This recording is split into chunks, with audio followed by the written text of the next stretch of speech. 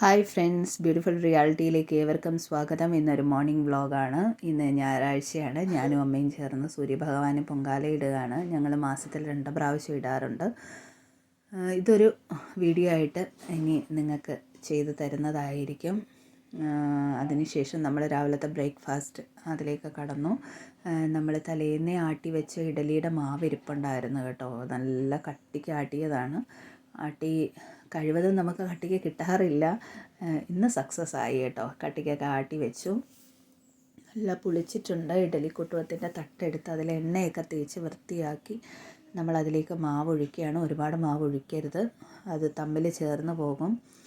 അങ്ങനെ ഇഡലിക്കുട്ടുവത്തിൽ വയ്ക്കാനുള്ള മാവെല്ലാം തയ്യാറായിട്ടുണ്ട്. അതിനുശേഷം ഇതെല്ലാം പറക്കി നമ്മൾ ഇഡലിക്കുട്ടുവത്തിനകത്തോട്ട് വെച്ച് അത് അടച്ച് വെച്ച് ആവി കയറ്റാൻ അടുപ്പിൽ വെക്കുക. അത് അവിടെ ഇരുന്ന് വെന്തോളും. ആ നേരത്ത് നമുക്ക് സാമ്പാർ ഉണ്ടാക്കാം.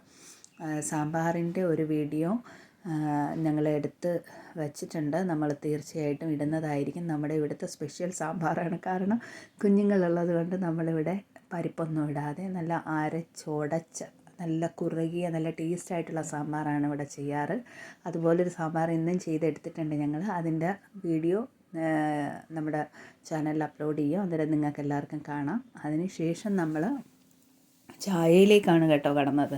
ചായ കുടിച്ചോളാൻ വയ്യായിരുന്നെങ്കിൽ ഉറക്കം എഴുന്നേറ്റ ഉടനെ ചായ കുടി എന്നുള്ളത് എല്ലാ മലയാളീസിൻ്റെ ഒരു ശീലമാണ്. ആ ചായ ചെന്നില്ലേ നമുക്കൊരു തലയ്ക്കൊരു സുഖമില്ല അവസ്ഥയിലാണ്. അങ്ങനെ അമ്മ ചായ ഇടുന്നുണ്ട്. ഇവിടെ എല്ലാവരും ചായ കുടിക്കാറില്ല കേട്ടോ. ഞാനും അമ്മയും ഹരിയും മാത്രമാണ് ചായ കുടിക്കുന്നത്. അത് അമ്മ ചായയൊക്കെ ഇട്ടു. ചായയൊക്കെ ഒഴിച്ച് ഞങ്ങളെല്ലാവരും ചായ കുടിക്കുന്നുണ്ട്. കുടിച്ചതിന് ശേഷം രാവിലെ വെച്ച പായസം കുറച്ചെടുത്തൊന്ന് കുടിച്ചിട്ടുണ്ടായിരുന്നു.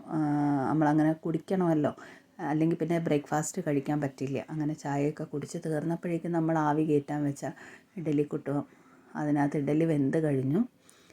അങ്ങനെ ഇഡലിക്കുട്ടും എടുത്ത് അതിൽ നിന്ന് ഇഡലി എല്ലാം പാത്രത്തിലേക്ക് മാറ്റി കഴിഞ്ഞിട്ട് നമുക്ക് ഹരിക്ക് ബ്രേക്ക്ഫാസ്റ്റ് കൊണ്ടുപോകണം കേട്ടോ. ഉച്ചയ്ക്ക് 12:30 വരെയാണ് അവന് ട്യൂഷൻ. അപ്പം 6:30 പോയി കഴിഞ്ഞാൽ 12:30 1 മണിയാവും എത്താൻ. അപ്പം ഇടയ്ക്ക് അവർക്ക് ബ്രേക്ക് ടൈം ഉണ്ട്. ആ സമയത്ത് നമ്മൾ ബ്രേക്ക്ഫാസ്റ്റ് കൊടുത്തു വിടണം. അങ്ങനെ അവരുള്ള ബ്രേക്ക്ഫാസ്റ്റ് പാക്ക് ചെയ്യുകയാണ്. ആളിന് മാംസാഹാരമാണ് ഇഷ്ടം. വെജിറ്റബിൾസ് ഭയങ്കര പാടാണ്. ഇവർക്കൊക്കെ വേണ്ടിയിട്ടാണ് ഈ sambar.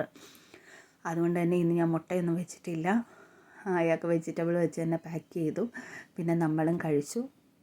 Tata, bye bye, see U.